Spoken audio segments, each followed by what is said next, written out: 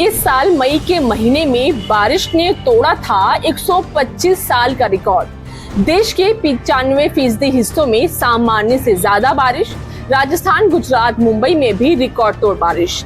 पहाड़ों पर बारिश ने मचाई है तबाही। नमस्कार, मैं हूं संदर्शिका। मौसमनामा की आज के वीडियो में बात करेंगे कि इस साल आखिरकार इतनी बारिश हो क्यों रही है।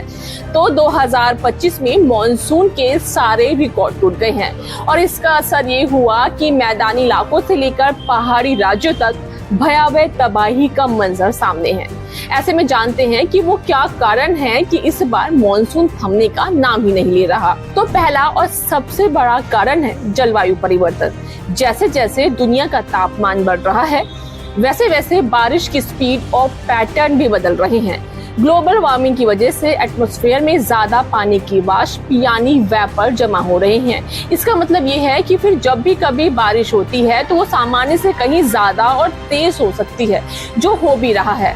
भारत में इस बार इतनी भारी बारिश होना जलवायु परिवर्तन की सबसे बड़ी गवाही साबित हो रही है। हमारी पृथ्वी गर्म हो रही है, ये सारे कारण भी हैं जिनकी वजह से बारिश की गतिविधियां भारी से अति भारी बारिश हो रही है और लगातार जलवायु परिवर्तन का ये असर है कि हमारी पृथ्वी गर्म हो रही है, हमारे महासागर गर्म हो रहे हैं और पूरी दुनिया इस जलवायु परिवर्तन को दंश को झेल रही है। कहीं बहुत बारिश है, कहीं बहुत बाढ़ है, कहीं बहुत ठंड है, कहीं बहुत माइनस में टेम्परेचर है। तो ये स्थितियां अभी जो भारत देश है वहाँ पर अभी मानसून आगे भी एक्टिव रहने की संभावना है। अगला कारण है बार बार कम दबाव का क्षेत्र बनना। हिंद महासागर या कोई भी दूसरे महासागर वो गर्म होते हैं, तो निम्न दबाव का क्षेत्र हमारा लैंड एरिया बनता है। हमारा जो तिब्बत का पठार है वो लगातार गर्म होता है।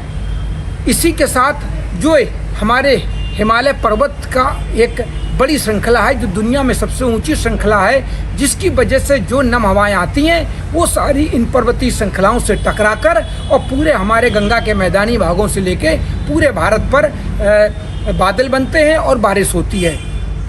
इसके बाद एक होता है सोमाली जेट का प्रभाव। ये सोमाली जेट की जो हवाएं होती हैं इनका भी बहुत बड़ा रोल होता है मानसून को एक्टिव करने में।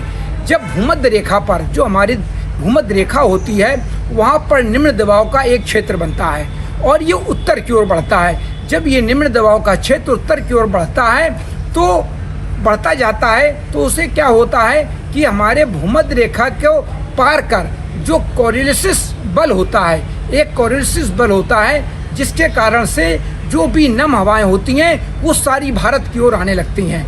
तो ये स्थितियां सारी अभी भी बनी हुई हैं। इन सारे स्थितियों की वजह से लगातार मानसून एक्टिव है और आगे भी निम्न दबाव के क्षेत्र बनते जा रहे हैं। तो आगे भी अभी आप देखेंगे कि 10 सितंबर तक अभी भी मानसून का एक्टिव होना मॉडल दिखा रहे हैं। अब बात करते हैं अगले कारण की, जो है अनियमित मॉनसून पैटर्न बनना।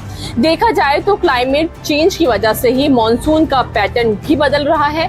अब मॉनसून के दौरान कम दिनों में ही बहुत ज्यादा बारिश हो रही है, जबकि पहले बारिश ज्यादा दिनों तक चलती थी, जिससे पानी गिरने का औसत लगभग सामान्य रहता था।